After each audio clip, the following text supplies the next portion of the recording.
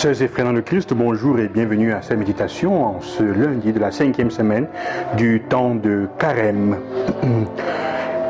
Aujourd'hui, l'évangile qui nous est proposé, il y en aurait deux, celui qu'on a lu hier, et un autre aujourd'hui qui nous présente Jésus, à l'évangile de Jean encore, qui dit « Je suis la lumière du monde, et qui vient à moi aura la vie éternelle. Je suis la lumière du monde. » Et alors on l'accuse, on lui dit, tu te rends jugement à toi-même, tu te rends témoignage à toi-même. Ton témoignage dont n'est pas vrai. Et Jésus dit, moi je ne juge pas avec le même regard, je ne juge pas comme vous, je ne juge personne, vous passez le temps à juger, mais moi je ne juge même pas. Hein? Il ne dit même pas je ne juge pas comme vous, il dit je ne juge pas. Et s'il m'arrive de juger, je juge, mon jugement est vrai. Pourquoi? Parce que je ne suis pas seul à juger. Je juge avec l'aide de mon Père. En fait, qu'est-ce qu'il veut dire? Il veut dire, frères et sœurs, s'il m'arrive de juger, je ne regarde pas comme vous, je regarde avec les yeux de Dieu. J'émets des jugements en regardant avec les yeux de Dieu. Vous jugez à la manière humaine. Ça veut dire quoi, juger à la manière humaine? Pour le comprendre, allons voir la première lecture. La première lecture nous raconte l'histoire de Suzanne, un texte fameux qui est condamné ou qui est accusé par deux vieillards, des juges d'Israël, dont des hommes de pouvoir, des hommes qui ont le devoir de rendre justice, parce qu'elle n'a pas cédé à leurs avances.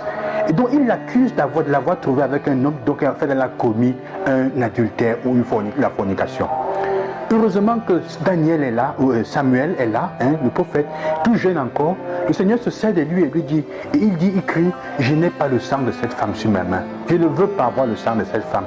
Jésus dit en fait, vous jugez à la manière humaine. Parfois ce qui vous intéresse, ce n'est pas la vérité. Ce qui t'intéresse, c'est avoir raison. Généralement quand on juge d'une manière à satisfaire son ego.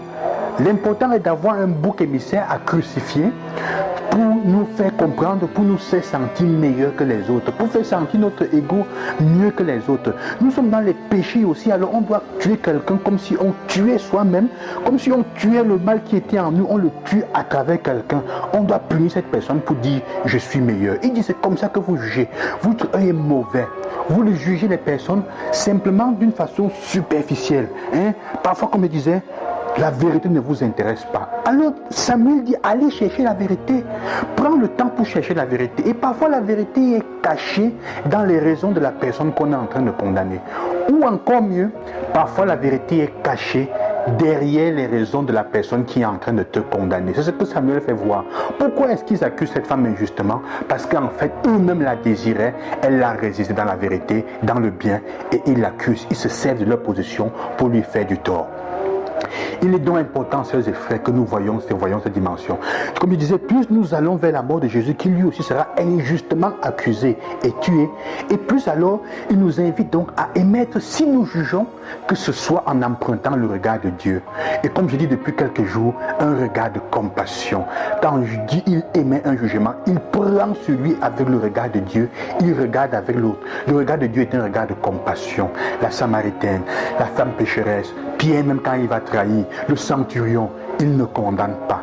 Il cherche la raison pour laquelle tu as fait cela. Pas pour justifier, mais pour comprendre et pouvoir mieux t'aider. Pour comprendre et te donner la solution. La vraie raison, la vraie solution à ton problème. Pourquoi tu es tombé. La vérité, c'est la vérité. On cherche la vérité quand on se demande pourquoi est-ce qu'il ou elle s'est comporté comme ça. Parfois nous disons, il n'y a pas besoin de chercher le pourquoi. Quand on dit qu'il n'y a pas besoin de chercher le pourquoi, on cherche un coupable, on cherche un bouc émissaire, on ne cherche pas à comprendre la vérité, le regard de Dieu. On veut juger sans le regard de Dieu. Alors, Jésus dit aussi, c'est pour ça que je peux me rendre témoignage. Il dit bien sûr, Jésus est la vérité. On dit tu te rends témoignage à toi-même. Il dit bien sûr, je me rends témoignage, mes amis, parce que la manière avec laquelle je me regarde avec le regard, je me vois avec le regard de Dieu. Frères et sœurs, Jésus est en train de dire, nous devons être capables de voir comment Dieu nous regarde et de dire je vaux ceci, de dire la vérité de ta valeur, de dire ce que tu vaux vraiment. Et ce n'est pas toujours mauvais de mettre le chapeau sur la tête et dire regardez comment mon chapeau est beau. Ce n'est pas toujours une manière de se pavaner. Il ne faut pas tomber dans la fausse modestie ou dans la fausse humilité. La vraie humilité aussi consiste à dire je vaux ça et Jésus dit je vaux cela. Mais il faut s'assurer que je le dise vraiment parce que je veux aussi me mettre au service. Parce que je le dis pour aider les autres, pour que ça va servir aux autres comme Jésus le fait avec lui-même. Ce rendre témoignage n'est pas toujours mauvais. Jésus dit, je suis la lumière du monde, la lumière qui donne la vie. Et toi, qui es-tu? Quel témoignage rends-tu à toi-même et de toi-même? Pour rendre témoignage à soi-même, il faut être capable de voir la vérité de son cœur. Il faut être capable de faire la différence entre l'homme, la femme intérieure et le moi idéal, la personne idéale que tu veux être, que tu montres à l'extérieur, qui parfois est cachée de faux, et la vraie personne que tu as à l'intérieur. Ça veut dire même tes limites, même montrer tes limites, même les voir. Je vaux ça, voici ce que je suis capable de faire, comme je disais il y a quelques semaines, aussi pour le présenter et pour le mettre au service des autres. Que le Seigneur vous donne cette grâce donc. Demandons-lui son regard pour pouvoir voir comment nous sommes. N'ayons pas peur de dire je vaux ça. Voici ce que je suis. Avec simplicité et honnêteté. Et dans le regard de compassion, apprenons à chercher la vérité quand il y a les accusations. Quand la vie de quelqu'un est en danger, surtout, de tous les points de vue, sa réputation, ce qu'elle est, quand c'est en danger, on a l'obligation et le devoir de ne pas juger avec la hâte, d'aller chercher la vérité cachée dans les raisons de l'autre peut-être aussi, et même dans les raisons de la personne qui est en train d'accuser. Que le Seigneur vous accompagne et qu'il vous bénisse. Loué soit Jésus-Christ.